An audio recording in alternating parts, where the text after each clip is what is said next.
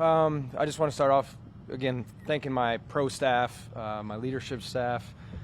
It's a lot of work during the month of August with all the preseason games, and there's been 1,100 players cut since Friday, and the intimate knowledge that the staff has of those players, going through all the preseason games, top to bottom, understand the league, at the cut down where depth may be, where things may fall a little bit short for what we need, and that helps us in strategy planning and all that stuff. So Brandon Brown, Tim McDonald, Dennis Hickey, Chris Rossetti and his staff, Ryan Cowden, did a great job leading the pro staff, splitting up the league, and we ended up claiming one player, Anthony Johnson from the Green Bay Packers, as safety, and again, they do all that work, and we get one player, and again, it also sets the table for us moving forward. Practice squad claims.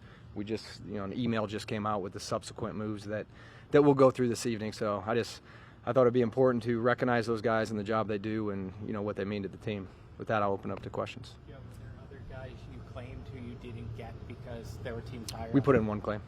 Yeah.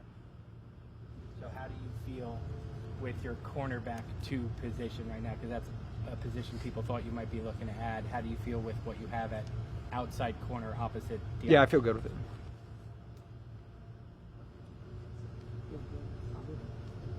You feel like you've done enough to address that position this offseason? Yeah, drafting Drew Phillips we're excited about him. We thought that was a good pick for us in the 3rd round. You get a certain amount of swings, and certain players are available, so it's a position we'll continue to look at, as we will with all positions, and if there's an opportunity to upgrade there, we will. I think there was, again, 1,100 players drafted. There 1,100 players that were cut since Friday. I think there was 26. We just talked about this. 26 players, I believe, were claimed. 5 were corners. So of 1,100 players, 5 were corners that were claimed. So that's an important position when we're making these trade calls or depth calls with other organizations. You're going to go, if you called every team, 32 out of 32 would probably say looking for depth at corner. So it's a difficult position to find. We're always going to look to upgrade across the entire roster, but that position in particular, 1 or 2 injuries away, there's not a lot of teams that have 3 good corners on their roster as you really look through it. So again, like I said, every position we'll continue to look to upgrade if we can. How set are you or having Nick McLeod get the first crack there? Yeah, they're going to compete it out. Flott's back now, so those guys will compete, and again, we'll leave that to Dave's and his staff and how they want to do it going into the week 1 with Minnesota, and again, I'll let him talk about who's going to play in that play. Dave, how do you see cornerback 2? Do you see it as a competition, or both guys could play, ready to name a starter? Yeah, I have a good feel for it. I'm not going to share it with you right now, but I have a good idea of the direction it's going. Joe, when you guys walked off the field at the end of last season, obviously your tasks at that point to improve the roster. How much do you feel you have, and in what main areas do you feel you have?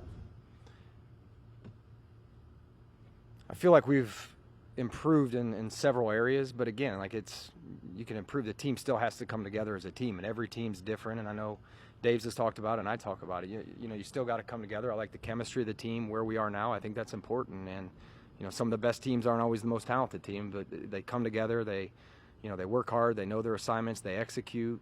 Again, we don't know how this team's going to react when we're down 10, or how are they going to react when we're up 10, and when adversity strikes. What's that going to look like? So again, talent-wise, again, we like the group we have. We're excited about them, and we'll see how they gel and how they execute once we get out there on Sunday. Obviously, not the expectations or the results, but what do you think when you look down this 53-man roster? You like better now than you did then? Yeah, I like the group. I don't want to go position by position, but I like the group. We like the team. We like the chemistry. We like where we are, and excited to get things going this week. You obviously want to improve every year, right? Do you feel like this is your strongest roster of the 3? Again, same thing. Like we talk about it all the time. You're 1 or 2 injuries away from. Again, we like the group. We like where we are. Again, if you're sitting up here last year with the Bengals, you think they were going to be home in the playoffs, but no, they have a talented roster, and Burrow gets hurt. So again, you prepare the best you can. You put together the best group you can, and again, you hope things go well. And, again, I'm confident in our staff. I'm confident in the players that we have. And, I look forward to seeing how this team comes together and gels. Joe, what to you would make a successful season this year? Yeah, again, I'm not going to get into what's successful and not what's, we're worried about Minnesota and getting on to next week. Again, we like the group, and, we're going to see what happens. Were you surprised by any of your players that cleared waivers you were able to bring back on the practice squad here? Say that again? Were you surprised by any of the players that you guys had that cleared waivers that you were able to bring back on your practice squad? I wouldn't say surprised. I would say happy. I'm glad we were able to get some of the guys back that we got on the practice squad. So, yeah, sometimes you worry about losing some guys. And, again, you put some time and effort, and our coaching staffs do a good job developing these young men. And if you get the opportunity to continue to work with them, you're excited about that. And also, the practice squad's an extension of the roster. So you try to tread between developmental players and guys that can come up on Sunday if you need them to play, if something happens on a Friday or something that, they've played in Sunday games and they know the offense and you can trust them to execute their assignment. So, we like the group we have right now. We'll have a workout tomorrow with some guys, and we'll continue to churn that to try to have the best practice squad we can. So how hard is it to really improve a team at this time of the year? You build a roster, free agency in the draft, and then this time of year comes along. How hard is it to make big impact moves? Yeah, I think probably the biggest area where you can do it is the practice squad.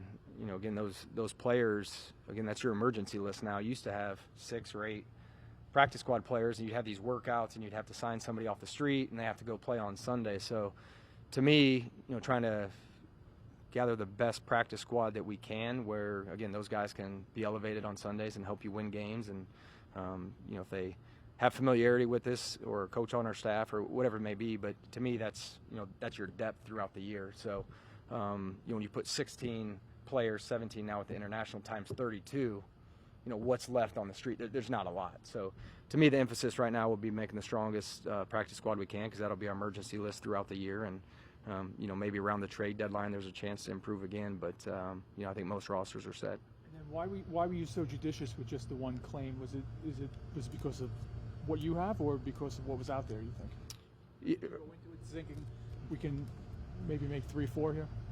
When you go through it, yes, and sometimes it's fantasy football. You think they're going to, people aren't cutting good football. Like good football players are going to get out there and you're going to put in, 15 claims across the league that are going to change your roster. So a lot of times it's depth players, that can come in and again, get you through a season, or a depth safety that if an injury occurs and they have to go start, then, you're looking for those guys. So again, there's typically not a lot of frontline, starters that you're going to get, maybe some vets that get cut. I've got experience with that, but again, Nick McLeod's still here. He's a valuable role player for us, and Jason Pinnock is now starting for us. Tyree Phillips started games for us. So history says you can find some good football players during this time, but again, we're pretty thorough in our process in identifying who may or may not help us. And again, it's the way it fell. There was one claim, and also when you claim somebody, you have to get rid of somebody, so that affects that position room too. So you got to take all that into account. Do you see? How much difference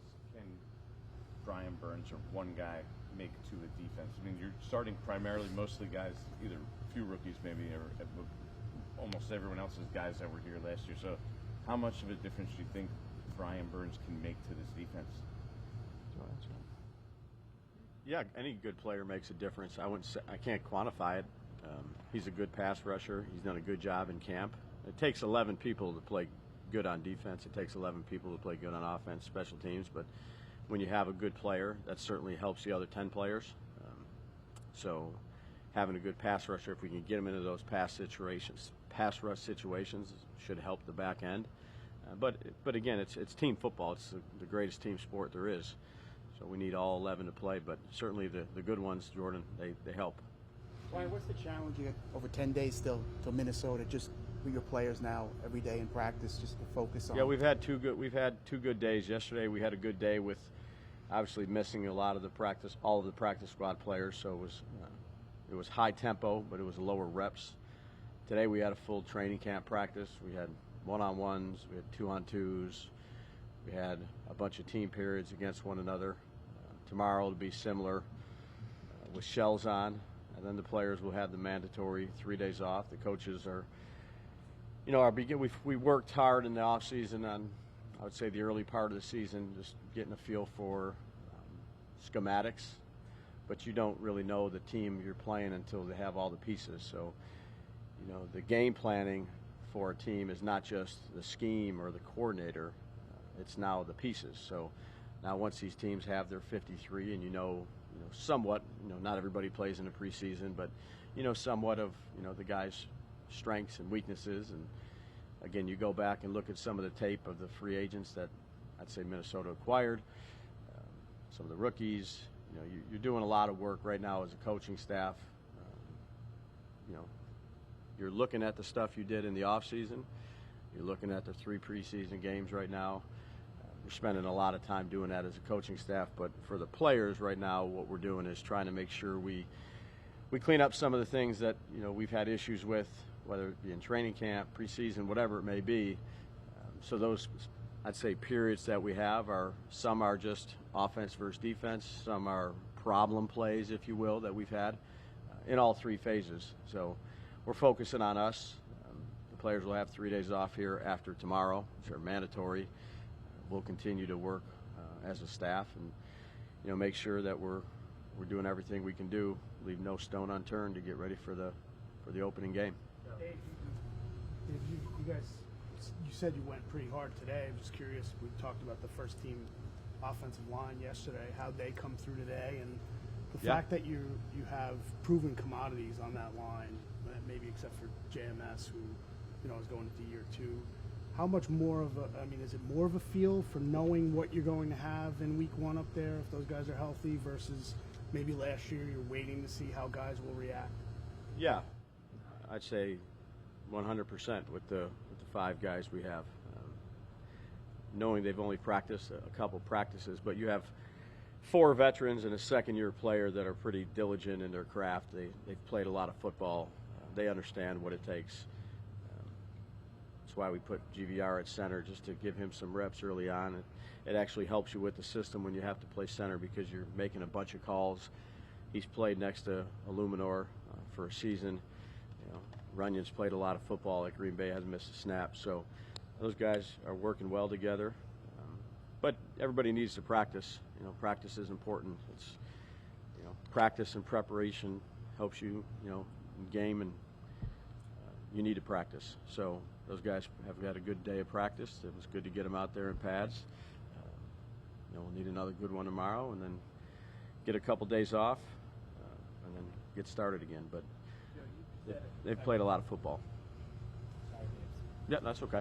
You've said you've gone back a couple times and watched Evan Neal's Alabama tape, where he obviously played left tackle. Are you convinced that he could be a swing tackle for you guys? Like, could he do left tackle and right tackle, or is it enough for him to have to get back into the flow at right tackle? Yeah, we'll work through that probably next week. Like Dave said, we're still doing good on good here, and the giant stuff that we need to correct on. So once we get into game week, we'll talk about who's going to be active, who's not going to be active, and what their roles may be if injury occurs. So what about guard for him? Have you guys contemplated that at this point? No. Why not? Because we have enough guards. He needs to continue to work at right tackle. Brian, would you like a swing tackle, or could you have a different backup left tackle than you have a backup right tackle? You could have both. Yeah. Again, it depends on who goes to the game. So, again, I think there's some flexibility with the depth that we have now at the offensive line. Some of those guys were starters, now they're backups. We have some young guys that we're developing. Cubis has come along nicely as a young player, undrafted, but has a good skill set and traits that you covet in an offensive lineman. He's a tough kid that's really smart. And then, we have some other experienced players that have played. So, the depth is there. Now it's just determined, what 8 or 9, if we want to bring that, whatever it may be, to the game. But, the 5 guys we have will be the 5 that start and hopefully stay out there.